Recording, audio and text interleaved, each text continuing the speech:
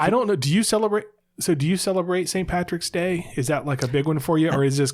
Well, that's the thing I don't kind of get about that holiday is like I celebrate it pretty much every Friday and Saturday.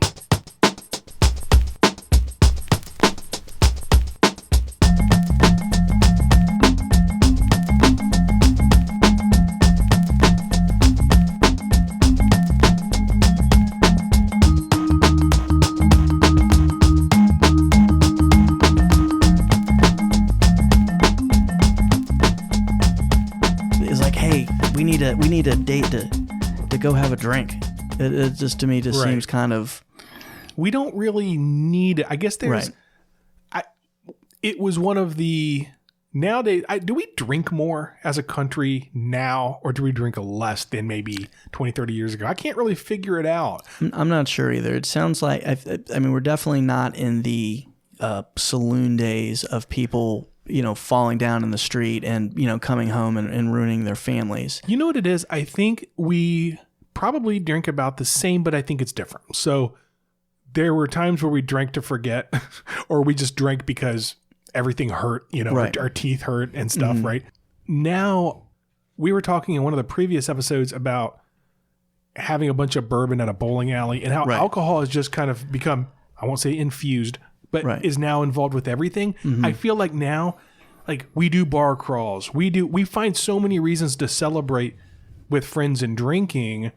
And St. Patrick's Day was sort of a early adopter of this, like Cinco de Mayo and St. Patrick's Day. That's a good point. But now there's like one of these every weekend. It's like, hey, it's going to be a 90s bar crawl. It's Mardi Gras time. Let's all drink. But I think that the difference is for St. Patrick's Day, there are, I'm a quarter Irish, but not, I don't identify, I hate using that term, but you know what I mean? Like I'm that's not like my identity. I'm not in The Departed or anything like that.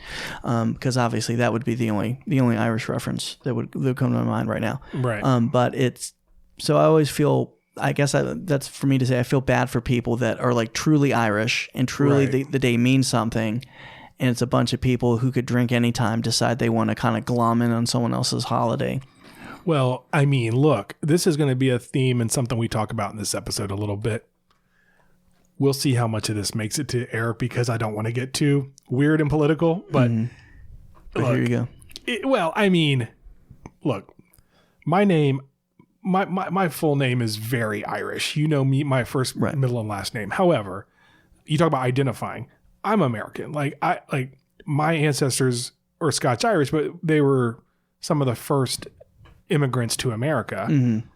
And this thing of feeling like your culture is being appropriated. Right. I mean, I don't think anybody from Irish descent gives a crap about like you just said, you feel bad. But really, you really feel bad. Like, do Irish people? I'm not losing sleep at night. But when we read about, I think the history too of, as we go through the terms we're going to talk about, like when Irish people actually really had to put up, in a way they almost kind of needed a.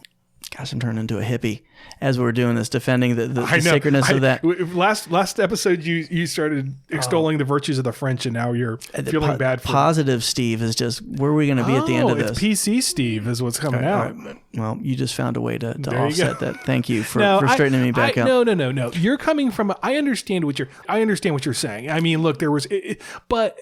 Well, nobody needs to have their feelings hurt about it. Well, let me put it another way. If I was a real Irish person, I don't think I'd be offended, but I would look down on people that decide, hey, look, we're Irish. We're going to get hammered on this thing. Like, you're not, who. So that's different. Yeah. So looking down, like, I get that. So, and I've seen some, I don't know if it's like social media posts or something of people that are actually Irish. They're like, yeah, we just like laugh at you guys. Like, it's kind of ridiculous. Right.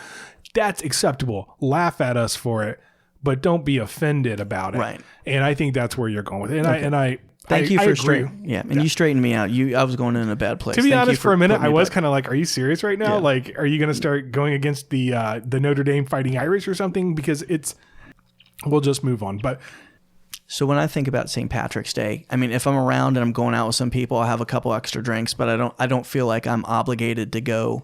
Like, there's no other time for me to have drink. And I also don't like the idea of having like a license, like it's a get out of jail free card that, if you on a Tuesday want to, really overdo it, like it's somehow okay. Yeah, I don't think so. I don't celebrate it by getting plastered, but on the other hand, I might get plastered on a random Friday night or something, and it's not so anyway. But I will. There is something that I don't do most times, and that I will do for St. Patrick's Day, and that's get a Shamrock Shake from McDonald's. Oh, really? I've never had one. Yeah, it's like the Irish McRib. I love McRibs, though. I'll eat the heck out of a McRib, but I've never had a Shamrock Shake. Never ceases to amaze me with the McRib that they actually there is impressions that are supposed to be bones right in the McRib, yet you eat the entirety. Yeah, of the McRib. okay, but hold on. And I've heard this argument about the McRib, but are we really that naive? Do we think that the nugget comes shaped like the nugget? Do we think the hamburger patty comes right off the cow that way? No. Are you saying they don't? They no. Oh my goodness, Steve. No. Sorry. So the McRib is maybe the first one that you noticed, but I have to break this to you. These are all shaped like not like the actual. No, you know what though? You do have a point though, because none of the hamburger isn't like shaping itself as like the back of a cow or something like that. So there's some fairness. But by the way, you said Shamrock Shake is the Irish McRib. I mean, Mick is right in the name. I think everything from McDonald's is Irish. Theoretically, heritage. It could be. Well, the next time I have chicken McNuggets. Wait a minute. I'm never going to have chicken McNuggets again. I'm not a 4-year-old. This is a bad example. That's a good decision. Well, welcome to Origin of Speaksies. My name is Scott, along with my friend Steve. And this episode, we're going to be talking about Irish words. The first one is shenanigans. Shenanigans. Now, this is a word I think I use not too often, but enough that it's in the vocabulary. Yeah. And it's normally when someone's shenanigans, someone's up to some sort of trouble or trickery. I've seen it used as kind of maybe a higher level of, like, it's not necessarily fun. It's the sort of fun where someone can get hurt or get like an eye poked out. Like shenanigans kind of connotates there's a little bit of trickery going on, but the chance of somebody getting hurt, something bad happening, right? It kind of on the table with that. Yeah, and I think the word you use, trickery, is a good one. Because it sort of implies everything you just said. So let's talk about the etymology of the word itself a little bit, and then we can talk about how it gets used. I think we agree, and this is when we don't have to spend too much time on. I think everyone pretty much uses it the same. However, there's a little variation we'll get to later when you talk about calling shenanigans. I call shenanigans, right? You might have heard that. So, yeah. But as far as the etymology goes, there are a few possible origins. One thing that is fairly certain is that the word seemed to have originated in California around the time of the gold rush. So even though we have different ideas for etymology, why it happened then, it seems to have happened then. So we've talked about the gold rush and sort of the melting pot there and some words that came out of there before. The first recorded instance of this was in 1855 in San Francisco's Town Talk. And they were talking about the California diggings, and they thought that there were Irish folk there using the word shinnakim, which means I play tricks. So that would make a lot of sense. And so you could just say, okay, well, that's it. Shinnakin. It's not exactly shenanigans, but it's pretty close. I also saw some research that indicated that was based on the Irish Shenanigans, which means the fox. So getting back to foxes being in mythology often are kind of tricksters and tricky sort of gods or creatures with that. Yeah, that's good. So some of the other ones I saw was East Anglian dialect, which is nannaking, which means playing the fool. I think the one that is more popular, which I've seen, is the Spanish word chanada for trick or deceit. And so when you think about California, immigrants from Spanish-speaking places, you could say, maybe. And you could say it with the Irish being involved there too. That kind of sounds like a good kind of merger of the two things. That's right. And I think Shenada to me sounds more like shenanigans than shinnakim. So maybe it's a merger of the two. And then the last one I'll throw out there is the German, which they have a word called Schnagel, which is a nail that holds a rim to a wheel. But then there was a slang term, Schnegeln, which means to work, and shenegli, which is a trick. So a lot of words this could possibly be. We don't know which one is real. I think my money is on, like you said, Steve, the Shenada mixed with Shenakim. And don't forget the Germans. I like how we kind of see something else, and then the Germans boss their way into something. And it of course makes total sense that the Germans would be the ones to combine trick and work into words that sound or are spelled almost just the same. Right. Get over here for some shenanigans. And I can see that. Thank you, Germans. So in 1855, there's a reference to a shenanigan ditch. Okay. So dug in the gold mining country. So this is written by Peter Shore, the shenanigan ditch thing. And he says, on the first day of June, 1855, the defendants constructed 2 ditches called respectively Razine and Shenanigan ditches, draining the waters of Todd's Valley Ravine about 1 mile half above the head of the plaintiffs, and thereby diverting and depriving the plaintiffs of the waters that flow down said ravine. So that's shenanigans right there. I mean, they're a shenanigan ditch. So we know that this came from that time. To me, when I hear like California Gold Rush, the Irish don't really jump out at me. When I think of like ethnicities out there, I think of this is about the time of the Chinese are being used to build railroads. So the Irish in California, is just something I don't think about. I think a lot about the Irish in New York, or in different places on the East Coast where they ended up. But the Irish in California, a lot of sunburns. Yeah, a lot of sunburns going. Although I was thinking about one of my favorite movies, which is The Treasure of the Sierra Madre. And that came out in 1948, which is right during the height of the gold rush. And I'm trying to think of the character played by, it was John Huston's dad, Walter Huston, plays a character, and I don't remember the name, but it's basically the old prospecting guy, and he does the dance, and he's got the beard. I mean, that guy was probably of Irish descent. So they were out there, and they were doing shenanigans. They were diverting water. So as I was researching this, the term shenanigans is only, we know it's in writing right around that time in the 1850s, and then you don't see a lot of it. It's not like it's a real popular term, but it pops up in this book called Slang and Its Analogs, Past and Present. And I found this online in the Princeton Library, and it's great. It's from 1903. I just want to take a minute here and talk about not only shenanigans, but a couple other words I found in here just on this page. Please share. It makes me want to go just read this whole thing like legitimately. Well, the first question I'll ask you is, have you ever heard of shenanigans or shenanigan singular? I have not. And when I was doing some research for this, I would put in shenanigan, and it kept throwing me back to shenanigans. It would throw the S on when I went out, to the point of, I don't think I've ever used it as a singular. Yeah. And even I, in my initial research, was finding like this is never used in singular. And that's until I found this thing in the Princeton Library, Slang and Its Analogs, Past and Present, from 1903.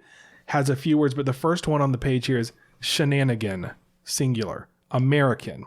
Their synonyms are bounce, chaff, nonsense, trickery. So bounce must have been a slang word, because this is the thing that we don't use anymore. Chaff, which we know what chaff is, the useless part of the week. Nonsense. So a shenanigan was nonsense. But now listen to some of the examples it gives. So this is from 1893 in Airy Ballads. They say, quote, never mind their shenanigan, singular. Then in 1901, from In the Blood, it says, we're mates all around and no more shenanigan, this time with a K. In 1902, a real gentleman and no shenanigan. And then again in 1902, in something called The Victor, if I were to pay them, they might think there was some shenanigan about it. So in this, there seems to be a hint of trick with it still, but almost something it's worthless. It's fluff. It's kind of chaff. It's, this is a person who's no nonsense, no shenanigan. And I think it still works. So I think it's something you would say about a person, someone that's untrustworthy, someone that's trickery, but it was used more as describing a person. This person is a shenanigan. Right. Now, before we move on, I highlighted a few other terms that were just on the page. This page begins in shenanigan, by the way, so this is like a dictionary, right? Okay. So it's listed in alphabetical order, and it ends in something called shicer, which a shicer, shicer, is any worthless person or thing, generic for contempt. So it starts with a shenanigan, which is a worthless person, and it ends with shicer, which is a worthless person. But in between, you get a she-napper. So guess what a she-napper is? I don't want to guess. Well, you've heard of a kidnapper. So a she-napper is a woman thief catcher, also known as a cock or hen, a debaucher of young virgins, a Maidenhead-Jobber. Man. So it just sounds like a slew of Bravo shows that could be made out of that. A Maidenhead-Jobber. Oh my gosh. Okay, one more. Please. Sherbety. Sherbety. Like, I don't like ice cream. I like sherbet. It's sherbety. Someone is sherbety. So someone is citrusy and fruity. Yep. Am I close? Yep. And guess what it means? Drunk. See, screwed. So apparently being screwed also meant drunk, but also meant sherbety. I like we need to bring that back in the lexicon. That's fun to do. So I just want to show you this because it's kind of more fun to actually see. But just so you see, I'm not making these up. These are. I believe you. And if you did take your time to make up she-napper, I actually should get more credit for that. But yeah, she-napper. I mean, was this a big problem? I mean, there's always going to be like kidnappers and like rapists, but they had an actual term for somebody that a woman thief catcher. That to me could be the sequel to Dog the Bounty Hunter right there. Exactly. So I do think it's a bunch of Bravo shows. That's very well said. Thank you. So, all right. So now that you've inspected this and you believe me. All right. So I think that Shenanigans does get used, like it has entered more of the popular culture somewhat recently. It's something that I know that like women, especially in my life, just friends and things, will use that term. Yeah. I even have my friend Carrie. I think you might know. Yeah, you've hung out with Carrie from Virginia Beach. Oh, yeah. Yeah. And she loves to talk about shenanigans. That's like one of her... It's kind of a mom term. It's like almost the smart aleck vein of things of, stop your shenanigans and put this away. But she'll use it as, like, she'll just say shenanigans. She shortens it, and it just means I could see that's a Carrie thing. I could see her pulling that off too. We're up to no good. Hey, we're going to have some shenanigans tonight, which just means are we going to get up to no good or whatever. So we see in the roots of this the Irish related to it, but it sounds like the actual etymology is just more of just kind of Americanized mutt of a term. It is. But now when you say that, you think shenanigans. I think Irish. Yeah, we think Irish. I mean, and ultimately, like, it probably did come from the Irish word too, but we don't think of it as Spanish, right. even though it may have just as much Spanish roots in it, or German, because you don't want Germans playing tricks, because that doesn't sound like fun. No. Like a German playing a prank on you doesn't end with anyone laughing or having a except good for the German, and everyone else is unhappy one way or the other. Now, the term shenanigans, like you said, it's a fun thing to say. It gets used around St. Patrick's Day. It gets used all year round, but there are a lot of T-shirts that get sold that say shenanigans on it. I was trying to figure out how this came to be more popular. Was it used in a movie somewhere else? And this whole thing I've heard, I got to call shenanigans on that. I got to call shenanigans on that. And I traced it back to 1998 in an episode of South Park. So obviously this is the earliest use of the term, but it starts picking up in popularity around this time. And apparently there was an episode called Cow Days, which was the 13th episode of the second season of South Park. And the South Park kids, I guess, are going to a carnival. They're playing games. Kyle calls shenanigans and brings over, I guess, the policeman on the show over to investigate. However, the carny lets the boys win the game while the officer is present. And so Kyle's like, well, I guess I have to call off my call of shenanigans. And then anyway, it goes on and on. Later in the episode, they keep using the term they call shenanigans. Right. That to me, because of the popularity of that show, has got to be a bit like if you're around in high school or college age or even older, you were watching that show. And so a quote like that would definitely increase its usage in popular culture. Well, I think you're forgetting about another 90s influence that's actually when very Irish, as Irishy as you can get. Yeah. If Irishy is a word, which I think I've just invented, Yep. The rap group House of Pain. Yes. Now so a little inside baseball here. When I was texting Steve, we were going back and forth on what words to do. And I said, I think we're gonna end up with Shenanigans and Hooligans, which is our next one. And Steve said, sounds like a House of Pain album. And it is a House of Pain album. Their greatest hits was what? Well, there's actually a song from their big album House of Pain, which had Jump Around, which they're famous for, but also a song called Shamrocks and Shenanigans. That's it. Thank you. That if you would give me the opportunity, I would like to cite some verse. Please. From them. Please. If you're ready. We do like to quote the greats around here. We do Chaucer, we do well, Shakespeare. We'll add to that Everlast, or is it Everlast? I'm not sure. I think it's just Everlast. Yeah, I apologize if I've offended anybody by that statement. If I may. Please. I kicks the flavor, like Stephen King writes horror. If I was a Jew, then I'd light a menorah. I got rhymes for you. Excuse me, senora. Are you a whora? Are you a lady? Is it Erica Boyer or Marsha Brady? That's pretty good. So, did we manage to offend every all I know is there? if there's any part of Chaucer's body that still exists, it's spinning around in its grave right now. Yeah. That's some hard-hitting lyrics, man. So thank you for sharing that. You're welcome. And I do think that House of Pain would be proud to be mentioned in this in the same breath as Chaucer, Shakespeare, and Fieri. And I also feel like we've talked about Everlast. We need to give Danny Boy from House of Pain some credit too. I don't know who so if I may, what you're about to learn about. Please. Breaker, here comes the caper.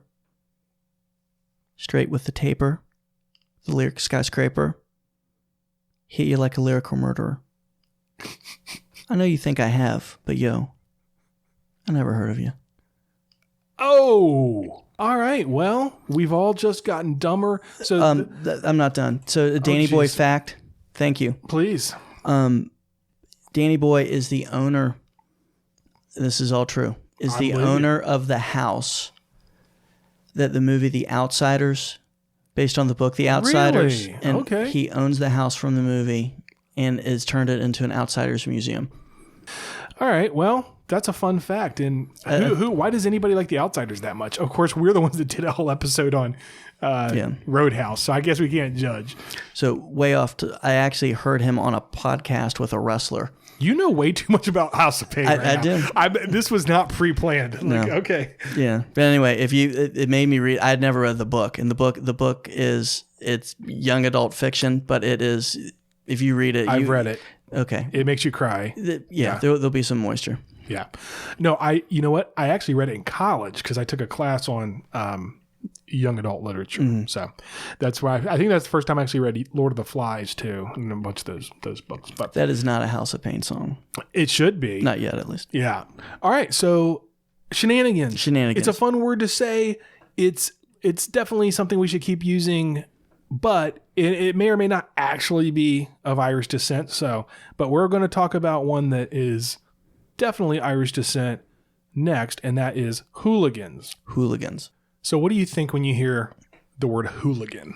Hooligan sounds like it's kind of in that Shenanigans vein of somebody making trouble, but it's a little more harsh. There's more of an edge to it, right? There is. There's more of a violent. A hooligan's going to break something. A hooligan is going to fight somebody. A hooligan's going to cause trouble, but there's going to be some pain or something. Some laws will be broken with a hooligan. Right. So this one started out not quite as, it was more a little of mischief making, but over time it's become more with that edge, and we'll talk about that a little bit. So there is more than one theory about where this came from, mm-hmm. and let's go through them real quick, and I'll tell you the one that I think, and you tell me what you think. But okay. Basically, it all kind of goes back to sort of a myth, or there may be some truth to it, that there was an old ancient Irish family, the O'Hooligans. Mm-hmm. So you can also see Hooligan, but it's definitely an old Irish family. The earliest thing that we can tie back to mischief is there was a song called the Hooligan Boys, mm-hmm. which was mentioned in a London newspaper called The Era in October of 1891. It was about a rowdy Irish family. And so that's the first, and then you start hearing about a comic routine called the Hooligan Musketeers. Again, it's more a humorous thing. It's kind of like a Keystone Cops or a Laurel and Hardy. Well, it's fun to say. Yeah. The Hooligan Musketeers. Yeah, exactly. So it's again, this is going on in England, and this word hooligan is getting more popularity, and then there becomes a series of cartoons about a family named Hooligan in 1892. So this is all happening 1891, 1892, and it's in a periodical called Nuggets. Right around the same time in Australia, in the Sydney Morning Herald, there's a song called Miss Hooligan's Christmas Cake. And so if I can jump in here. Please. There's a lot of hooligans and hooligans and cakes. Until Mrs. Hooligan's Christmas Cake, that just sounds naughty. Well, do you want to hear where we think that originated? Please. It's even better. That is a spinoff of something called A Slice of Mike Hooligan's Cake, which was reported in London in early 1885. Right. If one of those guys asked for a Swedish exit. Exactly. So these are really funny to think about and read. A Slice of Mike Hooligan's Cake. So it all just goes back to, I think there's this mythical like Houlihan family that turned into the Hooligans, and it's sort of, it'd be like, I don't know. What's a family like that? Well, it's like the old O'Doyle family from Billy Madison. Perfect. Exactly. What's also exactly. Irishy. So the O'Doyle rules, guys. I mean, this is like the O'Doyle rules, but back in 1891. So this all culminates in a song called The Hooligans, which was performed by Irish comedians Jim O'Connor and Charles Brady. And they had great success as two boys named Bill Jinks and Bob Buster. And they had a song that was, and I'll quote from it because this is where this song became very popular, and you'll see where it could turn into the slang here. Mm-hmm. So it's, oh, the hooligans, always on the riot, cannot keep them quiet. Oh, the hooligans, they're the boys to make a noise in our backyard. And that's it. So early House of Pain inspiration here. I was about to say. Yeah. Sounds like Shamrocks and Shenanigans all over again. This is, frankly, way better than Shamrocks and Shenanigans. I think I disagree with you. Okay, fair. Agree to disagree, because they are the boys to make a noise in our backyard. Interesting. How about Slice of Mike Hooligan's Cake going on there, maybe, but I rock Mad Styles. I hop turnstiles. Terrible. I rock all mics. I last all night. Ooh. Wait. I puff fat blunts. Hold on. I rock fine stunts. I'm sorry. I rock all mics. I wonder if he rocks Mike Hooligan's Cake. Aha. Now, before we move forward, I just wanted to call back because one of our favorite people from season 1, when I first read this, it made me think of the Marquis of Waterford painting the town red. One of the OG original hooligans. He is a hooligan. Yeah. Because, and by the way, Steve, your face just lit up when I brought him up. You were like, oh, my man. Anyone that rigs their horse to destroy everything it runs. What was it he did? Well, he painted the horse's feet with aniseed, but he upturned apple carts. He just did shenanigans. He did hooligan stuff. So I felt he deserved an honorary mention in this episode. It's the Marquis of Waterford, and we go back and forth. Like, even when I Google it, there's the Marquess, there's the Marquise, there's the Marquis, however you say it, that guy from 1837. So this is the guy that some people believe was the origin of Paint the Town Red. We disagree, but we love this guy and go back and read about him. This was in 1837. In 1891, the Hooligans came out with this song in it. And I just couldn't help but think about him and how he would have been proud to hear this. And so by the time of March 1892, this act of the Hooligans has become pretty big. They're performing 4 times a day at the Royal Aquarium in Westminster and the Imperial Theater. It's getting a lot of notoriety. Now, in 1983, Jeffrey Pearson wrote a book called Hooligan, A History of Respectable Fears. Mm-hmm. And he thinks that this is when things took a turn. there was a crime that was committed in 1894 where there was a charge against these kids that assaulted police. There was a gang of youths known as, quote, the Hooligan Boys. And they ended up assaulting the police and I guess suspected in a bunch of other crimes in London, including one death.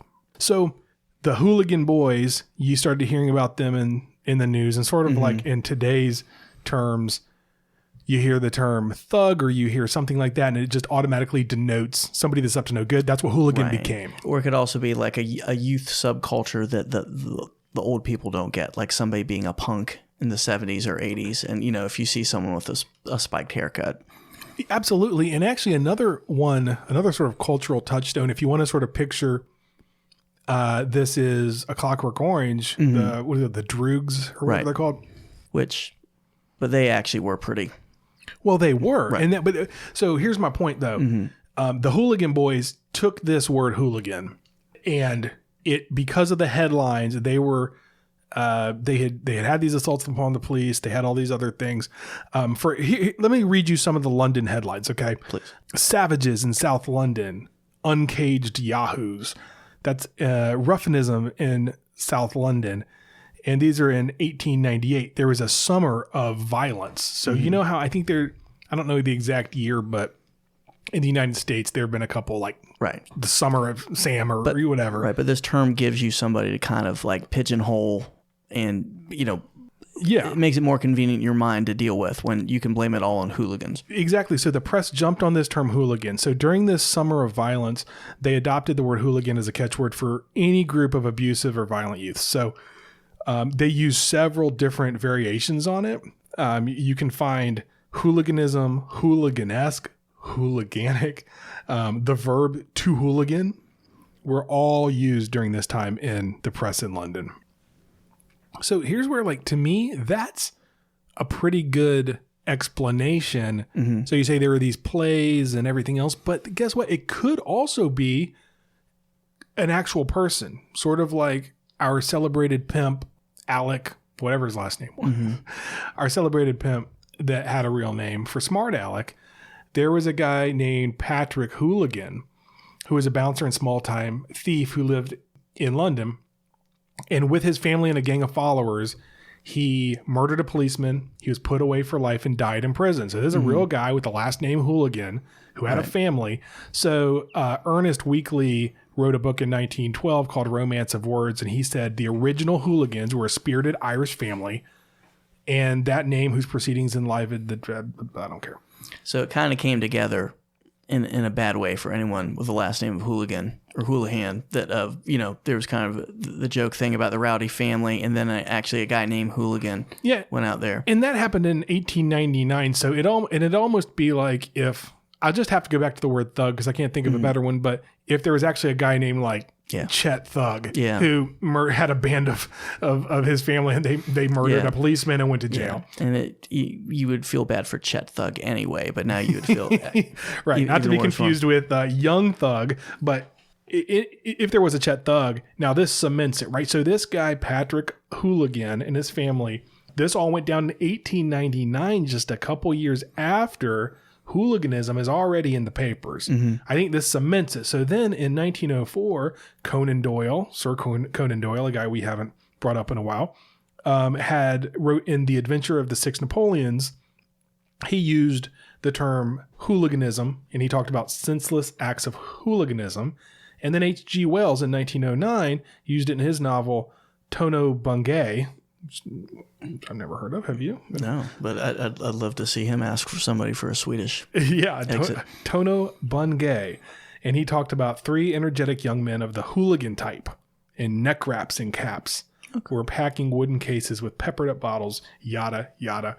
And again, then you have two pretty big authors, especially prominent in that time, using that term. That's right. There you go. This sounds like the perfect mix there.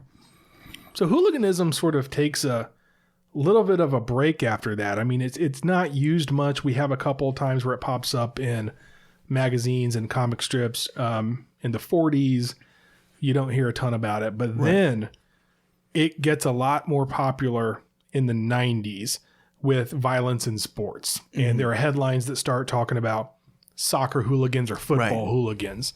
So there were a couple of movies. I think there was Green Street Hooligans, and then...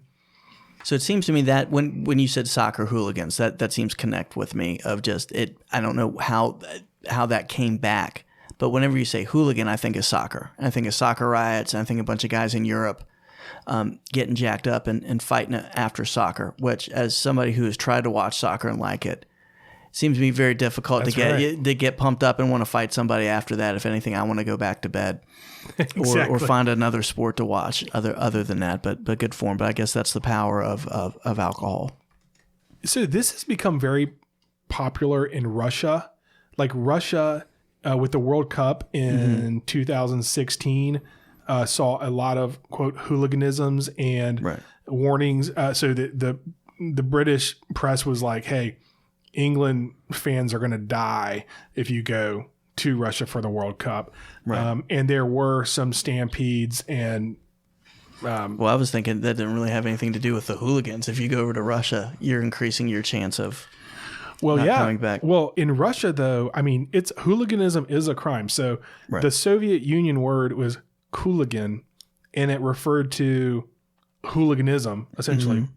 And it was a criminal offense like disorderly conduct, but it's defined in the Criminal Code of Russia as an average gravity crime. But check this out. So Olympic medalist Vasily Khmelevsky was convicted of hooliganism for setting a costumed person on fire during a celebration in Minsk in 1979. I shouldn't laugh. That could have been you shouldn't laugh, beloved Carney. But, yeah.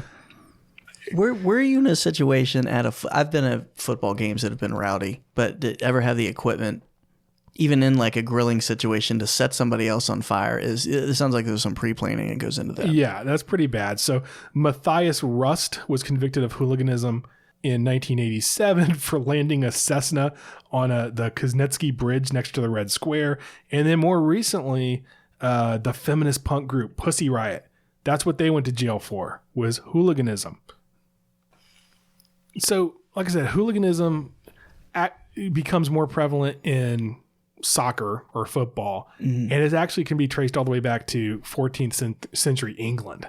So in 1314, Edward II banned football, which at that time was just basically people using a pig's bladder, like Laura Ingalls Wilder, kicking it across and stuff. So according to the University of Liverpool, in 1846, that became a riot act, because essentially what happens is, just like we have rivalries in sports, we all do, but it just becomes very intense for these football clubs and these rivalries, and you get a lot of drunk people together, and the term that they use for it is hooliganism. So different clubs have their hooligans.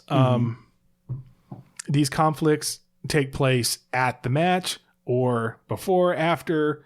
It's like hanging out with a Philadelphia Eagles fan. It's pretty much at any point, any time, someone could get a beer launched at him or a handful of batteries. Exactly. Like imagine like every NFL game was played between the Eagles and the Eagles. Like that's pretty much what it goes down to. So there are some crazy ones. You can do some Googling and see some pretty nuts actual riots that have come between the fans. So there was a Polish football riot where a man was killed and 3 were injured, and oh my gosh, and police were stoned and not like they were high, like they were literally stoned as fans went at each other with axes and knives. This was in 2003 in Poland. 120 people were arrested.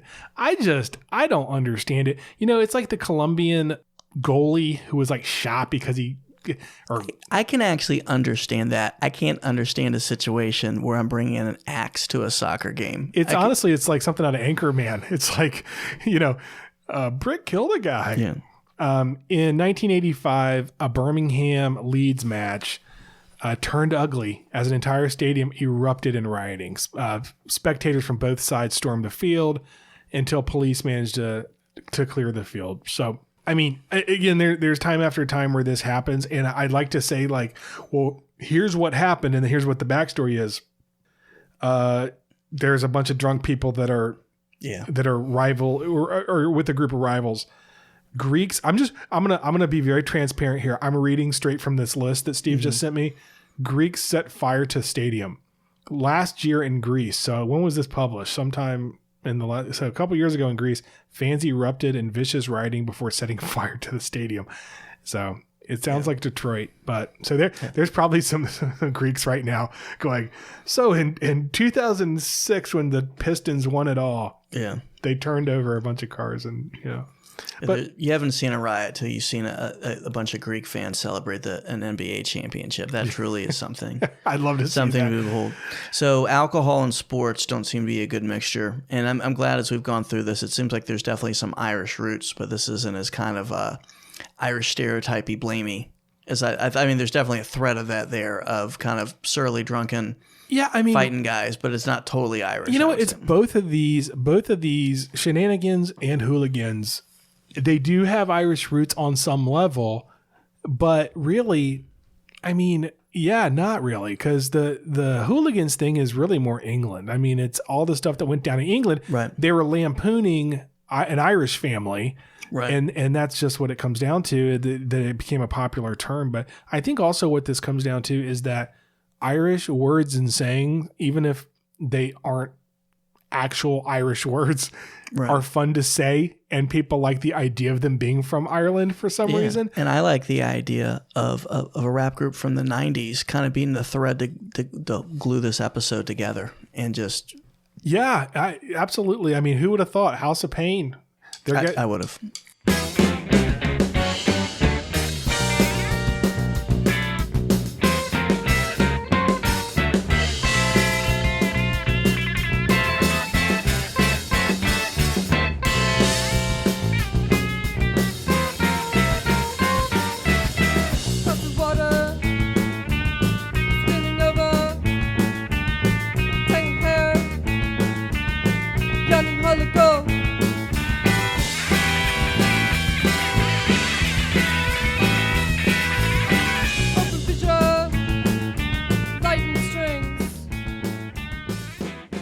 I know you think I have, but I never heard of you.